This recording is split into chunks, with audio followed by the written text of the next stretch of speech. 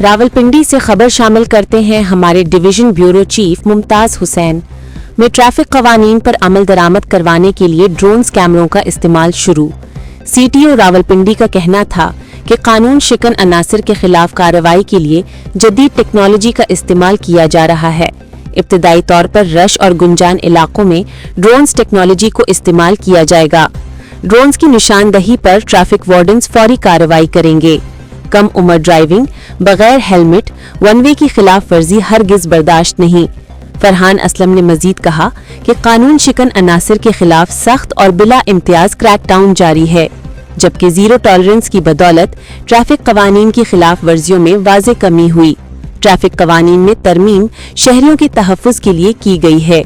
कानून पसंद और मुहज़्ज़िब शहरी चालानों से महफूज हैं। ट्रैफिक पुलिस का मकसद चालान करना नहीं बल्कि जिंदगियों को महफूज बनाना है। हादसात की रोकथाम और महफूज सफर के लिए अमली इक़दामात जारी हैं।